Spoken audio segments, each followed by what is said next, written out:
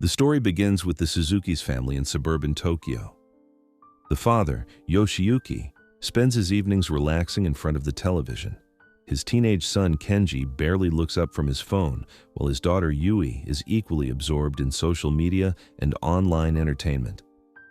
Even during dinner, the family hardly speaks to one another. Only Mitsuo, the mother, tries to hold the family together, but even she has become trapped in the same routine of modern convenience. One morning, everything suddenly changes. Yoshiyuki wakes up late after his alarm clock mysteriously fails to ring. Confused, he rushes outside and asks Mitsue what time it is, but she looks equally confused because every clock in the apartment has stopped working. Then, they realize something terrifying. Nothing powered by electricity works anymore.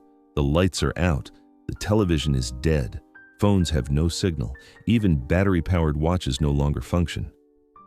At first, the family assumes it's just a temporary blackout, but outside their apartment building, chaos is already beginning.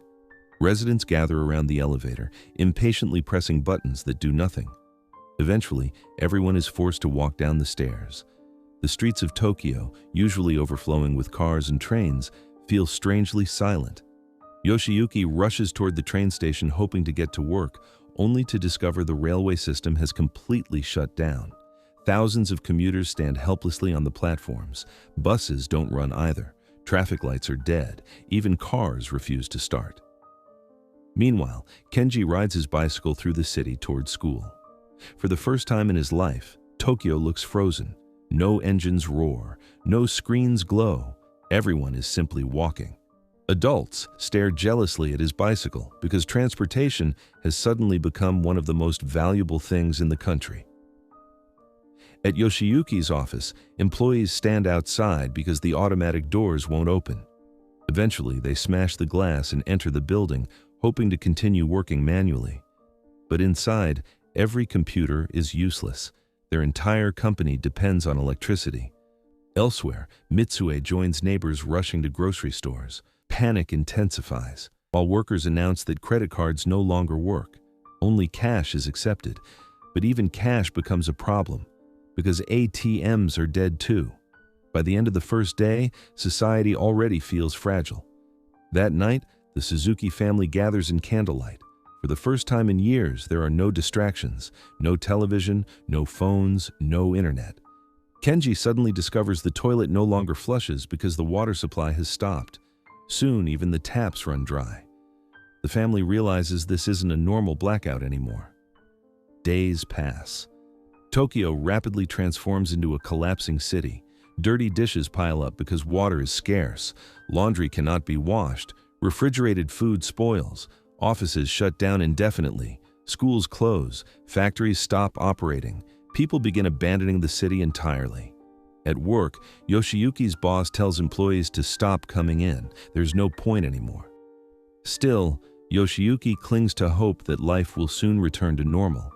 But on the seventh day, reality becomes unavoidable. Grocery stores are empty, water stations are overcrowded, violence starts breaking out. More families flee toward the countryside where food can still be grown manually. Finally, the Suzukis decide to leave Tokyo. Their destination is Kagoshima, Mitsue's hometown far to the south, where her elderly father still lives traditionally in the countryside. The next morning, the family packs whatever they can carry onto bicycles and begins the long journey across Japan. The trip immediately proves brutal. Without modern transportation, even simple travel becomes exhausting. Water is sold at absurd prices. Travelers desperately barter possessions for food. Every mile drains the family physically and emotionally. Eventually, they reach an airport, believing flights are still operating. But when they arrive, thousands of stranded people crowd the terminals. Officials announce all flights have officially been canceled. The entire nation is trapped. The next day, Kenji and Yui buy a paper map while Mitsue and Yoshiyuki trade alcohol for supplies and another bicycle. Soon, the family joins long streams of refugees traveling across highways toward rural Japan. At night, they camp beside strangers who are equally desperate. One thirsty couple politely asks for water, but the Suzukis lie and claim they have almost none left. Survival slowly begins changing their morality. The next morning, they have to walk as their bikes are all stolen. Inside one dark tunnel, abandoned corpses line the road. The smell of death fills the air. Elderly women guide travelers through the darkness as if this nightmare has become normal to them. By the 16th day, the family's final bottle of water runs out. Desperate and dehydrated, Yoshiyuki kneels beside a river and drinks directly from it despite the danger. Soon after, a violent storm strikes. Their belongings are soaked, food is ruined. Exhausted, the family reaches another town hoping to restock supplies. But every grocery store has already been emptied. Kenji eventually discovers bottles of battery water, which is actually distilled water safe enough to drink. Yui finds cans of cat food. Hungry beyond pride, the family eats the pet food together. The collapse of civilization strips away comfort after comfort until only survival remains. A week later, they encounter a group of campers living off the land. Unlike city residents, these people have adapted surprisingly well. They teach the family which roadside weeds are edible and how to survive without modern systems. One camper even photographs the family using an old-fashioned film camera, promising to mail them the picture someday if electricity ever returns. For the first time since leaving Tokyo, the Suzukis meet people who still carry kindness, but the journey remains merciless. On the 43rd day, the family arrives at an aquarium where fish are being sold for food. Starving, they wait in line for hours. Yet just before their turn arrives, the fish sell out completely. Yoshiyuki begs the vendor to feed his children, but the man coldly ignores him. As days pass, the family weakens further from hunger. Eventually, Yoshiyuki nearly eats an insect out of desperation. Then, they spot a pig wandering nearby. After a chaotic chase, Yoshiyuki captures it. The family is overjoyed at finally having food, but none of them can bring themselves to kill the animal. Before they decide what to do, a farmer named Tanaka appears and calmly slaughters the pig himself. He invites the exhausted family to his farm, where they finally enjoy a real meal after days of starvation. For one peaceful week, the Suzukis recover under Tanaka's care, but eventually they continue their journey. They say goodbye to Tanaka and keep going to Kagoshima. 3 days later, disaster strikes again.